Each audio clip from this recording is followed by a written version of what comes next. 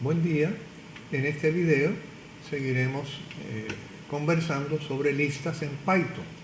En videos anteriores ya vimos que hay varias maneras de procesar o manipular listas. Hay tres grandes maneras. Una es utilizando los métodos. Recordemos que las listas son objetos, por lo tanto tienen sus métodos que nos permiten operar sobre ellos. Entre los métodos pues tenemos métodos como append, como sort, como insert, como remove, como clear, etcétera, que ya hemos visto anteriormente. Otra manera o otra herramienta para procesar listas son ciertas funciones built-in que nos da Python. Ya hemos visto algunas de ellas, como length, como max, como min, como sorted, como sum, que también nos permiten procesar o manipular listas o sus elementos. Finalmente tenemos una tercera manera o tercera herramienta que nos provee Python para manejar o manipular listas. Respecto a las funciones, volviendo un poco atrás, hay unas funciones built-in, pero más adelante veremos que podemos definir nuestras propias funciones que pueden recibir listas y operar sobre ellas, o pueden también, recibir listas como argumentos o devolver listas en el return. Eso lo veremos más adelante. Volviendo a los operadores, Python tiene dos operadores muy parecidos a los operadores aritméticos para listas.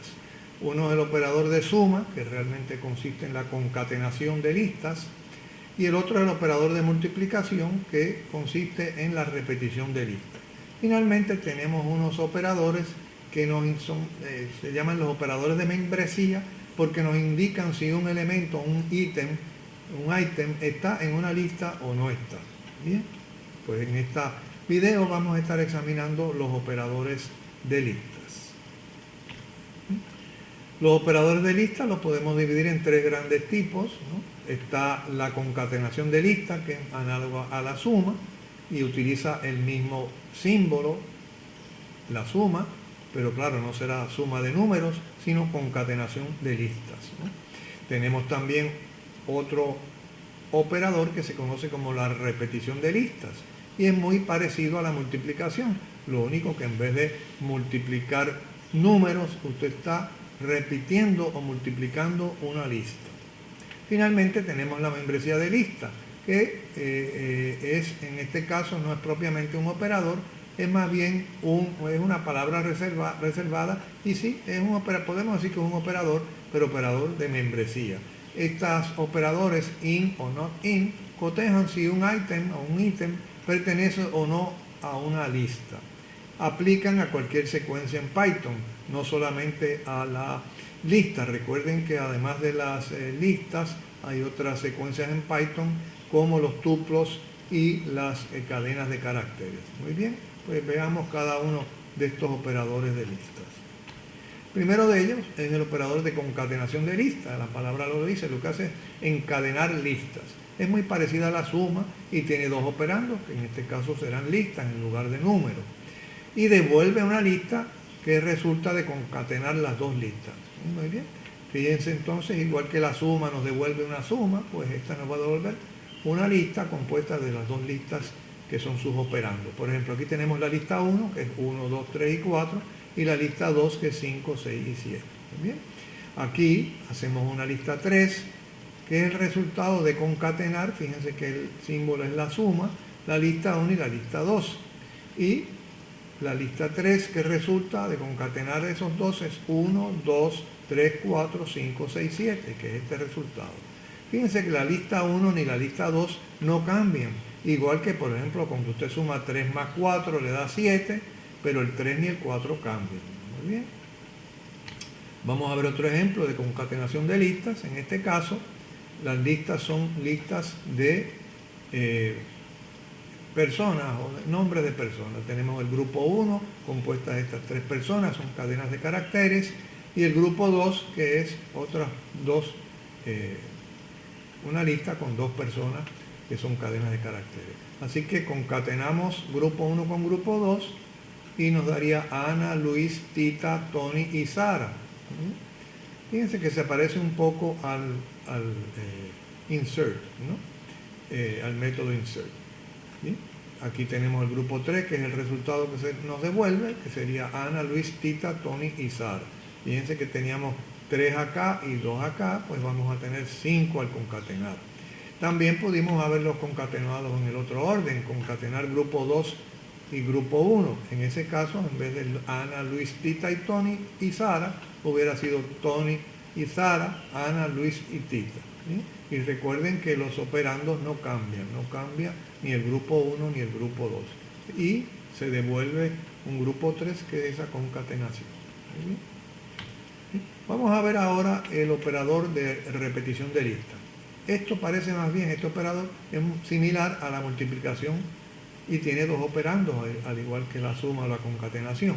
Pero lo que hace es que devuelve esa lista repetida las veces que se indique. ¿Sí? Por ejemplo, vamos a ver esta lista, pares 2, 4 y 6. Los vamos a multiplicar por 4. De hecho, podemos multiplicar pares por 4 o 4 por pares. No hay problema, podemos poner la constante antes. Y esto también puede ser una variable, no tiene que ser una constante. Muy bien, así que tenemos entonces que pares por 4 multiplica pares 4 veces. Bien, veamos entonces, el resultado es 2, 4, 6, 2, 4, 6, 2, 4, 6, 2, 4, 6. También pudimos haber concatenado 3 veces, ¿no? Esta, más ella misma, más ella misma, más ella misma. Después de todo, la multiplicación es una suma repetida. Fíjense que la lista original, que es pares, no se altera. Muy bien.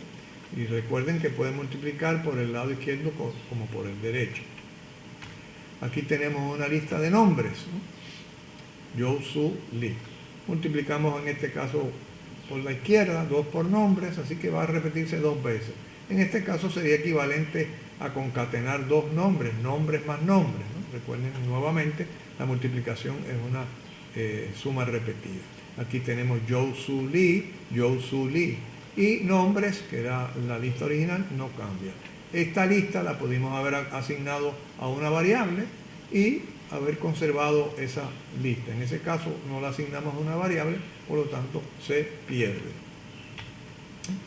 Vamos a ver otros ejemplos de repetición de lista. Aquí tenemos esta lista, que es una lista de 3 nombres, y fíjense que aquí hemos tratado de multiplicarla por 0, pero ustedes saben que cualquier cosa por 0 es 0 si fuera en aritmética. Pero aquí cualquier lista por 0, el efecto que tiene es que nos devuelve la lista vacía. Ahora recuerden que la lista original nombres sigue siendo Yo, Su y Li. La lista original no cambia, ¿no? Lo mismo si tratamos de multiplicar por un número negativo, que no haría mucho sentido. El efecto que tiene es que nos devuelve la lista nula.